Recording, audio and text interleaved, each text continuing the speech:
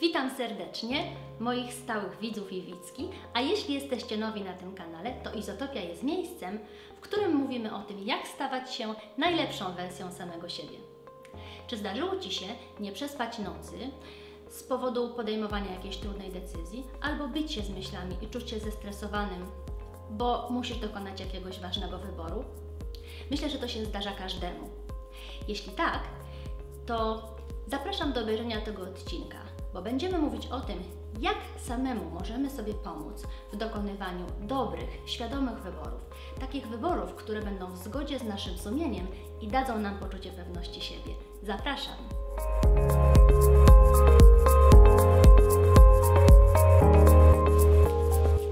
Dzisiejszy odcinek jest dla mnie bardzo specjalny, bo mój kanał w ubiegłym tygodniu przekroczył właśnie liczbę 100 subskrypcji. A to oznacza, że jestem taką sobie mini youtuberką i w nagrodę YouTube przyznał dla mojego kanału specjalny link URL, w którym jest nazwa Izotopii. Chciałam Wam za to bardzo serdecznie podziękować, bo to Wy tworzycie ten kanał, oglądając moje filmiki, lajkując je, przekazując je rodzinie i przyjaciołom, no i przede wszystkim mówiąc mi o tym, że lubicie mnie oglądać, że w każdą niedzielę z przyjemnością zasiadacie przy kawie, oglądając moje kilkuminutowe filmiki. Niektórzy nawet, odważniejsi, piszą mi komentarze, które ja oczywiście bardzo uważnie czytam i na wszystkie z wielką chęcią odpowiadam. To wszystko, słuchajcie, ma dla mnie niesamowitą wartość i dlatego właśnie dzisiaj ten odcinek poświęcę wartościom. No dobrze, ale wróćmy do tematu podejmowania decyzji. Dlaczego podejmowanie decyzji jest takie stresujące? No bo musimy w oparciu o dane, które mamy tu i teraz, podjąć decyzje, które będą miały konsekwencje w przyszłości. A tych konsekwencji w przyszłości do końca nie możemy przewidzieć.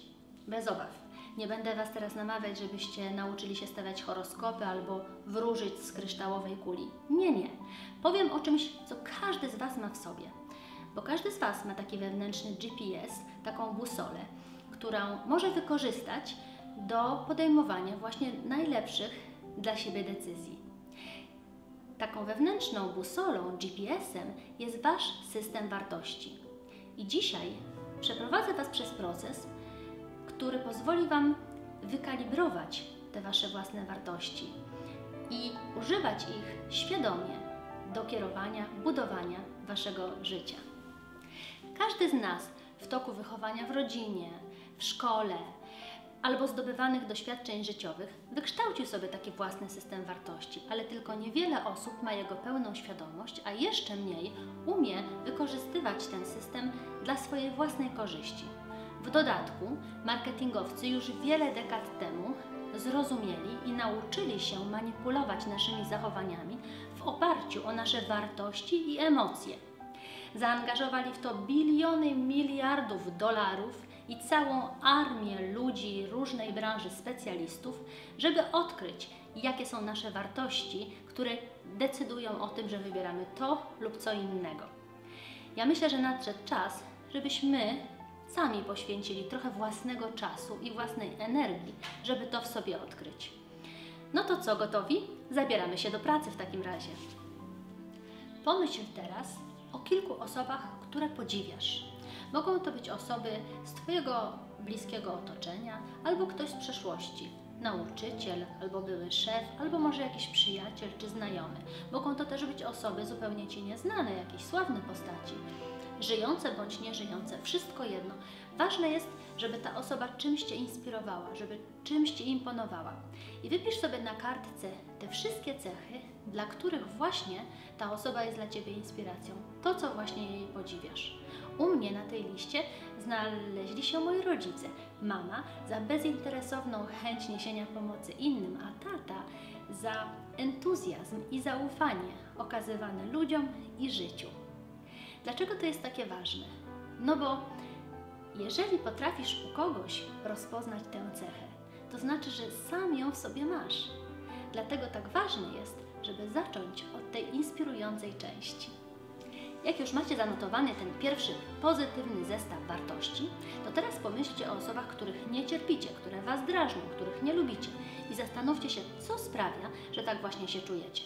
Wypiszcie sobie też te cechy na kartce, ale nie zatrzymujmy się tutaj w takim negatywnym myśleniu. Popatrzcie na te wszystkie negatywne cechy i pomyślcie sobie, jakie jest ich pozytywne przeciwieństwo. I zapiszcie te pozytywne przeciwieństwa jako Wasze kolejne wartości. Ja Wam tutaj podam mój własny przykład. Ja na przykład nie lubię osób, które są aroganckie i narzucają swoje zdanie innym. Przeciwieństwem takich cech jest perswazja i tolerancja. I w ten sposób właśnie uzupełniliście Waszą listę wartości o kolejne elementy. Do tej listy, którą już stworzyliście sobie, proponuję, żebyście opcjonalnie, nie musicie tego robić, ale ja polecam, żebyście tak zrobili, dorzucili sobie jeszcze różne inne wartości. Zastanówcie się nad Waszymi rolami życiowymi, w pracy, w domu, w finansach, związanych ze zdrowiem i wpiszcie, jakie tutaj możecie mieć jeszcze wartości związane z tymi aktywnościami. Jeżeli byście mieli z tym kłopot, to ja Wam tutaj pod filmem załączyłam dokument, na którym już taką listę wartości dla Was przygotowałam, także stamtąd możecie czerpać inspirację ile chcecie i do woli. No i już ostatni etap naszej pracy, podsumowanie tej całej pracy, którą wykonaliśmy do tej pory. Jeśli tak mniej więcej Wam poszło jak mnie, to powinniście mieć na tej liście około, nie wiem, 20-30 różnych haseł, różnych wartości. No i to jest oczywiście za dużo, żeby móc w oparciu o to podejmować jakiekolwiek trafne decyzje. W związku z tym, co ja zrobiłam, ja popatrzyłam na tę listę i pogrupowałam te wszystkie słowa w takie bloki tematyczne.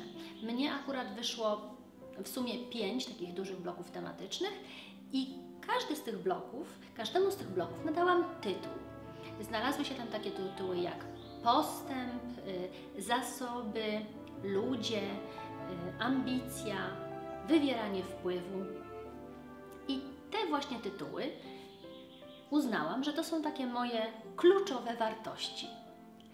Dzielę się teraz z Wami tym procesem, bo w moim przypadku on zadziałał i mam nadzieję, że zechcecie wykonać taką samą pracę i dacie mi znać w komentarzach, co o tym sądzicie i jak Wam ta praca poszła. Czy zadowoleni przede wszystkim jesteście z rezultatów i na ile to Wam było pomocne. Dla mnie te wszystkie komentarze od Was są niesamowicie wartościowe. Wróćmy teraz do tematu podejmowania decyzji. Kiedy mamy już te swoje kluczowe wartości, to możemy ich użyć jako takiego filtra, GPS-u, wewnętrznego kompasu do podejmowania właściwych decyzji. Załóżmy, że ktoś próbuje nas namówić na zakup jakiegoś towaru, albo zmianę pracy, albo zwyczajnie chcemy wybrać odpowiednie miejsce na wakacje. Zadajmy sobie wtedy pytanie, czy ta zmiana pracy albo ten zakup są zgodne z moimi wartościami? Jeśli tak, to działam w tym kierunku. Jeśli nie, to bez żalu zamykam sprawę i kieruję uwagę i energię na coś innego. Ja podam Wam przykład z mojego życia. Natknęłam się ostatnio na szkolenie ze strategii prowadzenia konta na Instagramie. Szkolenie jest płatne i zastanawiałam się, czy powinnam w to zainwestować mój czas i pieniądze.